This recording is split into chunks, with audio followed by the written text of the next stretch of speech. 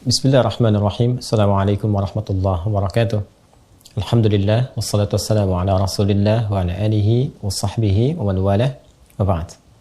Saudara-saudariku dimanapun Anda berada, dulu sejak zaman jahiliyah, masyarakat Arab tempo dulu berusaha untuk membentuk kelompok-kelompok kecil yang menyebar ke seantero tempat di wilayah padang pasir untuk mencari sumber air dan menyiapkan tempat-tempat tertentu, penampungan-penampungan air sebagai persiapan menuju bulan ke-9 yang begitu terik, begitu panas membakar sehingga berpotensi menjadikan sumur-sumur air menjadi kering dan aktivitas juga menjadi terbatas. Bulan ke-9 itulah saat panas, terik, memancar disebut dengan Ramadan. Masyarakat menyebut dengan Ramadan dari kata Ramadha yang berarti terik, panas, membakar. Jika kita ingin jadikan bentuknya superlatif, lebih meningkat lagi, lebih membakar lagi, maka tambahkan alif dan nun di ujungnya. Maka masyarakat menyebutnya dengan Ramadan, bulan masa waktu yang sangat terik, membakar, yang sangat panas, membakar. Karena itulah kemudian sebulan sebelumnya mereka kemudian membagi tugas berkelompok-kelompok. Pengelompokan untuk menyebar disebut dengan tasya'ub namanya. Keadaannya disebut dengan Sya'ban.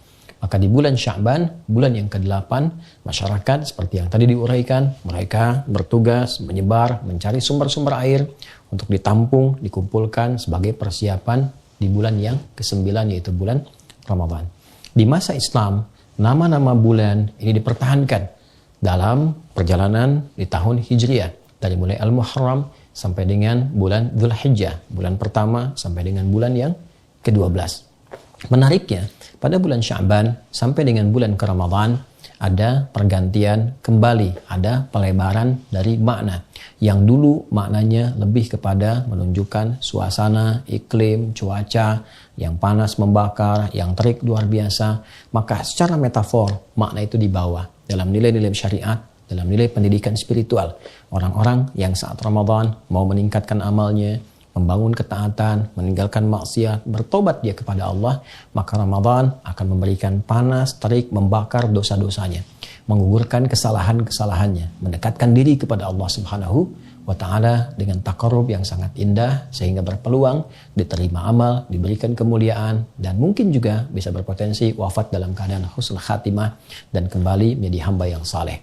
Untuk itu perlu persiapan. Tidak semua orang yang sampai ke Ramadan boleh jadi mendapatkan peningkatan takwa, dapat manfaat dari taubatnya, bisa terdorong untuk meningkatkan ketaatan. Belum tentu kalau dia tidak sungguh-sungguh, kalau dia tidak serius.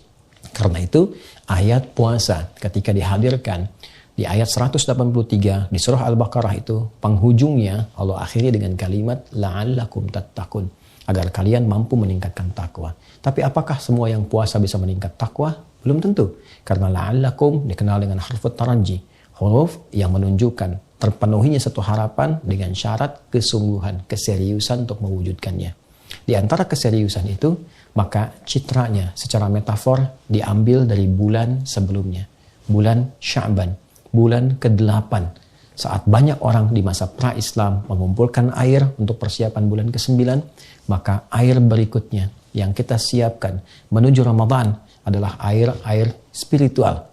Air-air yang bukan hanya melapangkan dahaga kita, menghilangkan haus, tapi air juga yang bisa menumbuhkan nilai-nilai ketaatan, yang bisa menggemburkan kembali, menyuburkan kembali hati-hati yang kering.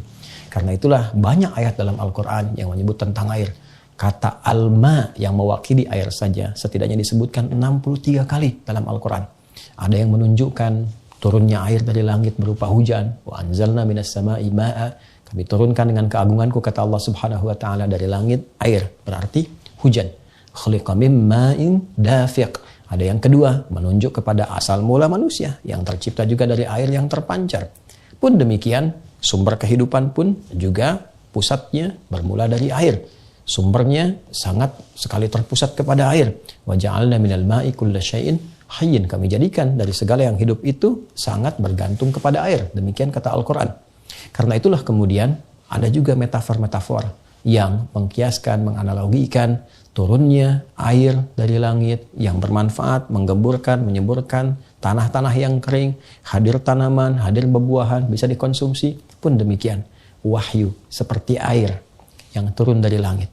Disampaikan pada Rasulullah, diberikan risalahnya kepada kita untuk menyuburkan kembali hati-hati yang kering.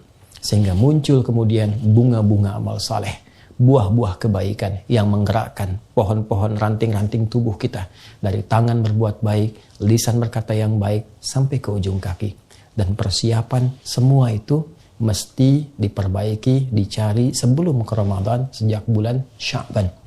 Seperti orang dulu banyak mencari air, maka seharusnya yang terjadi orang sekarang banyak mencari air-air spiritual supaya menjadi kebiasaan saat sampai di bulan Ramadan yang berpotensi menggugurkan dosa, membakar semua kesalahan-kesalahan. Kalau tidak dimulai dari Sya'ban, tidak mudah untuk menjalani Ramadan.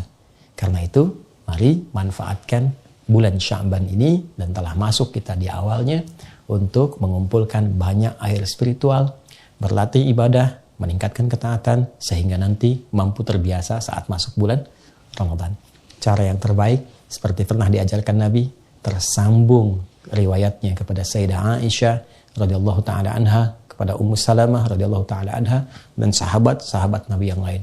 Mereka mengatakan seperti dikutip oleh Imam Ahmad, Imam Abu Daud, Imam An-Nasai dalam kitab-kitab mereka, bahwa sejak Sya'ban Nabi seringkali terlihat, disaksikan banyak menunaikan ibadah siam. Jadi Rasulullah pun mengajarkan kepada kita untuk beradaptasi puasa lebih dulu. Tingkatkan amal soleh, cari air spiritual sejak bulan Sya'ban.